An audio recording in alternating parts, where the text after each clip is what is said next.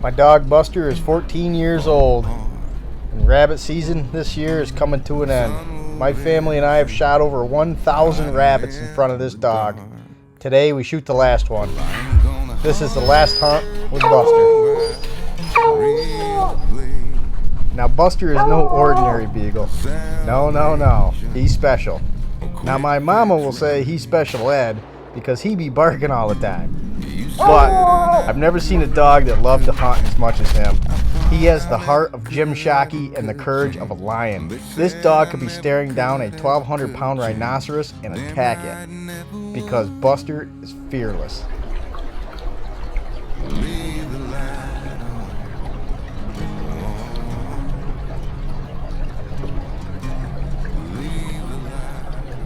All right, we're here at the house. We're picking up Buster for the last hunt.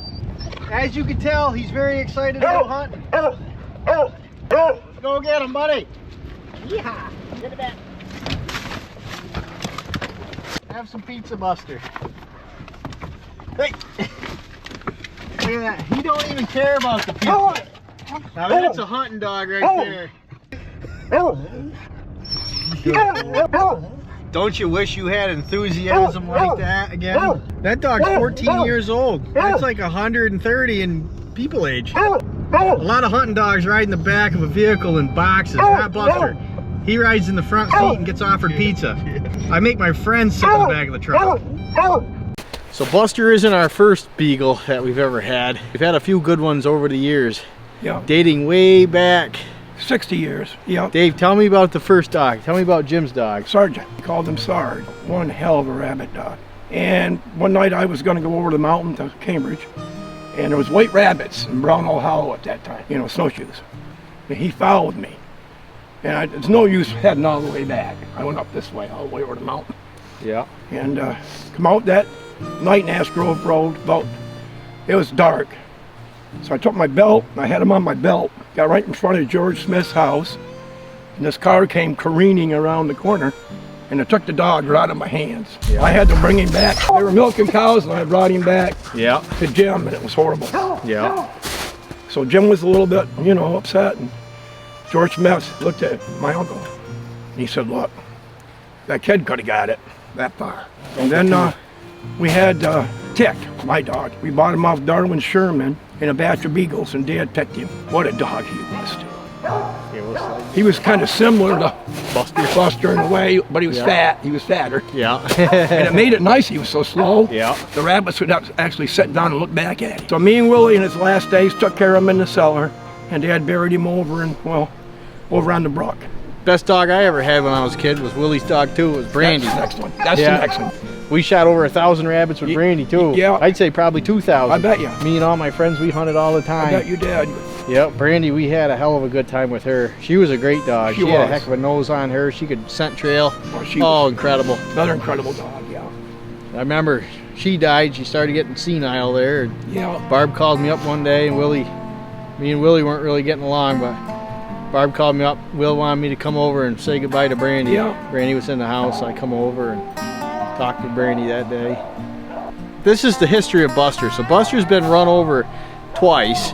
He first got ran over when he was 5 years old by me. I hit him with the dump trailer, poor guy.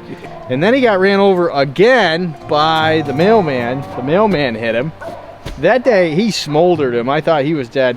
He ran right over the top of him, and Buster was laying in the road with his head cocked sideways, not barking. I'm like, that's the end of Buster. Nope, Buster prevailed. He lived again. And then, flash forward, when he was 12 years old, he got mauled by dogs. I had a couple dogs. There was a dog in heat, and they jumped on Buster, and they ripped him up pretty good. His guts were hanging out. It was a Friday evening, and none of the local vets want to take care of him, and finally Bat and Kill said they would for us. So we got him in there, and they said they really didn't think he was going to live, but I told him, try anything you can, I'll pay for it. The next day, he was still alive. The day after that, they called me again. They're like, this is a miracle. This is the toughest dog we've ever seen.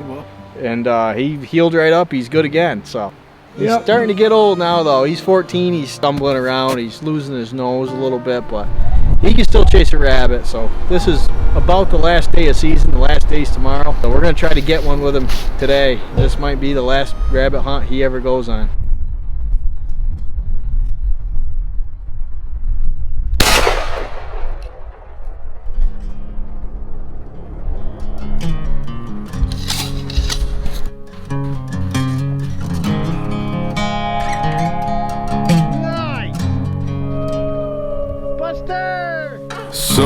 searching, fall apart. Tunnel vision, hiding in the dark.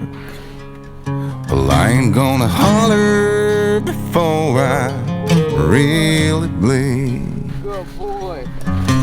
Salvation, a quick fix remedy. 14 years old. You said I never could change. I thought I never could change. Alright. You said I never Maybe we can get another ever one. could change. Damn right, never would. Leave the light on.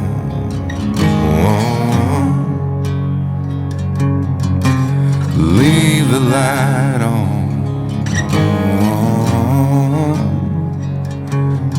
Just leave the light on. Yeah, leave the light on.